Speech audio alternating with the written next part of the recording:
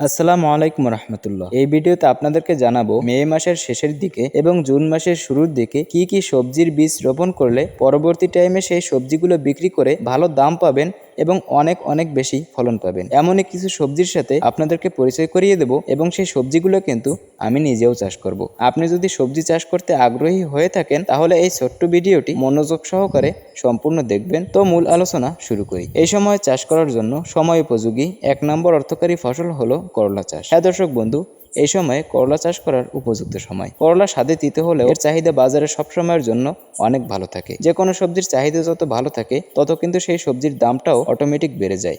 এবং এই সময় করলা চাষ করলে পরবর্তীতে যেহেতু আষাঢ় মাস বৃষ্টির সিজন, তখন কিন্তু করলা গাছে প্রচুর পরিমাণে ফলন হবে এবং বৃষ্টির সময় প্রত্যেকটা সবজির কিন্তু দামটাও বেড়ে যায়। তাই এখন আপনারা করলা চাষ করার সিদ্ধান্ত নিতে পারেন। করলা কিংবা যে কোনো সবজি চাষ করে ভালো ফলন পেতে হলে অবশ্যই কিন্তু ভালো একটি জাত নির্বাচন করে চাষ করতে হবে। কোন জাতের বীজ চাষ করবেন সেটা যদি জানতে চান তাহলে কমেন্টে লিখবেন। আমি যে জাতগুলো চাষ করে থাকি সেই জাত সম্পর্কে আপনাদেরকে বলবো এবং জাতের বৈশিষ্ট্য সহ আপনাদেরকে কিন্তু বড় আকারে কমেন্টে রিপ্লাই দিয়ে দেবো ইনশাআল্লাহ। জাত পরিস্থিতি সম্পর্কে যদি এখন বলতে যাই তাহলে ভিডিও অনেক লম্বা হয়ে যাবে। করলার বীজ বপন করার 45 থেকে 55 দিনের ভিতর ভরপুর করলা হারভেস্ট শুরু করা যায়। একবার করলা হারভেস্ট শুরু করলে একটানা 3 থেকে 4 মাস 5 মাস পর্যন্ত করলা বিক্রি করা যায়। করলার ভালো মানের জাত নির্বাচন করে যদি সঠিক পরিচর্যা করতে পারেন প্রত্যেকটি করলা গাছ থেকে 6 থেকে 7 কেজি করলা অনায়াসেই হারভেস্ট করা সম্ভব। এই সময় চাষ করার জন্য সময় উপযোগী 2 নম্বর অর্থকারী ফসল হলো বরবটি চাষ। দর্শক বন্ধু, এই সময় বরবটি চাষ করারও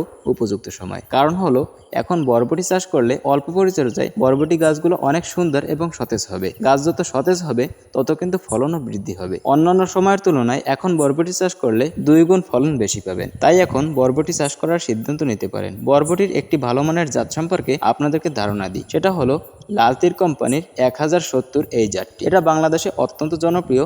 আমি 5-6 বছর ধরে চাষ করে থাকি। এখন স্ক্রিনে দেখতে পারতেছেন কি পরিমাণ ফলন হয়েছে, আলহামদুলিল্লাহ। এর থেকে ভালো ফলন কিন্তু বরবটি চাষের জন্য আর লাগে না। তাই আপনারা এই জাতটি অনায়াসেই চাষ করতে পারেন। ভিডিওর ফাঁকে ছোট্ট একটি রিকোয়েস্ট, সেটা হলো আমার চ্যানেলটি একদম নতুন, তাই আমার চ্যানেলটি সাবস্ক্রাইব করে পাশে থাকবেন যদি আপনি সবজি চাষি হন, নিয়মিত যদি এই ধরনের ভিডিও পেতে চান তাহলে, এবং ভিডিওতে একটি লাইক দিবেন। তো সামনের দিকে যাওয়া যাক। জুন মাসে অথবা মে মাসের শেষের দিকে চাষ করার জন্য সময় উপযোগী 3 নম্বর অর্থকারী ফসল হলো লাউ চাষ। লাউ চাষটা অন্যান্য সবজির তুলনায় অনেক বেশি লাভজনক একটি সবজি চাষ। কেন লাউ চাষ এত লাভজনক একটু আপনাদেরকে হিসেব করে বুঝিয়ে দিই। ভালো মানের লাউয়ের জাত নির্বাচন করে সঠিক পরিচর্যা করতে পারলে একটা লাউ গাছ থেকে 30টা লাউ অনায়াসেই হারভেস্ট করা সম্ভব। আমি নিজে একটা লাউ গাছ থেকে 60 পিস লাউ হারভেস্ট করেছি। এভারেজ প্রত্যেকটা গাছে 20 পিস লাউ ধরেন, এবং এখন লাউ চাষ করলে এক একটি লাউ কিন্তু 50 টাকা বিক্রি করা সম্ভব। সেখানে লাউয়ের বাজার মূল্য সর্বনিম্ন বাজার আমরা 20 টাকা করেই ধরলাম। তারপরেও কিন্তু একটা লাউ গাছ থেকে 400 টাকার লাউ বিক্রি করা সম্ভব। এর কম বেশি হতে পারে,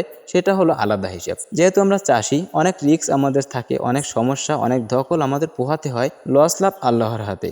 প্রকৃতি যদি সহায় না থাকে, যে কোনো সময় যে কোনো ধরনের দুর্যোগ, যে কোনো সমস্যা হতেই পারে। তো যাই হোক, চাষ করে ভালো ফলন পেতে হলে একটু রিস্ক নিতেই হবে। এখন লাউ চাষ করলে অল্প পরিচর্যায় অনেক ভালো ফলন পাবেন এবং লাউয়ের ডগাগুলো কিন্তু অনেক ভালো ছুটবে। কারণ যেহেতু মাঝে মাঝে বৃষ্টির পানি পড়বে, বৃষ্টির পানিতে কিন্তু নাইট্রোজেন থাকে। নাইট্রোজেন সবজি গাছের জন্য অনেক গুরুত্বপূর্ণ একটা জিনিস। যখন লাউ গাছে বৃষ্টির পানি পড়বে, পোকামাকড় খুবই কম লেগে থাকবে লাউ গাছে, এবং লাউ গাছ কিন্তু খুব দ্রুত বাড়বে এবং লাউ গাছে যথেষ্ট পরিমাণে ফলন হতে থাকবে। তো এখন লাউ চাষ করার সিদ্ধান্ত নিতে পারেন। কোন জাতের লাউ সব থেকে ভালো জানতে চাইলে কমেন্ট করবেন।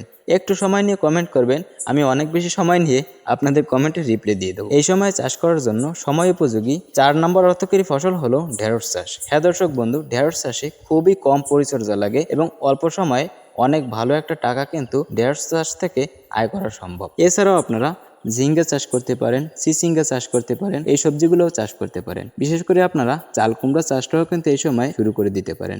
এক কথায় যদি আপনাদেরকে সহজভাবে বলি, এই সময় প্রত্যেকটা সবজি কিন্তু আপনারা চাষ করতে পারেন।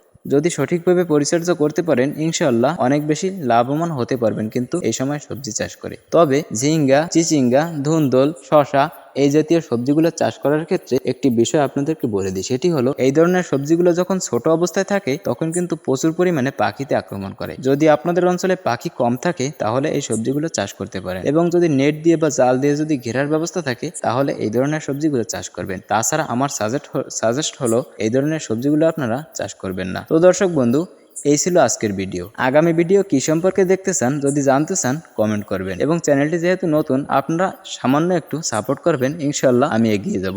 দর্শক বন্ধু, আমার কিন্তু আরো একটি বড় চ্যানেল রয়েছে, সেখানেও আমি নিয়মিত ভিডিও আপলোড করে থাকি। চ্যানেলটি চাইলে ভিজিট করে আসতে পারেন। চ্যানেলের নাম চাষি রকিব কৃষি চ্যানেল। ভালো থাকবেন, সুস্থ থাকবেন। আসসালামু আলাইকুম ওয়া রাহমাতুল্লাহ।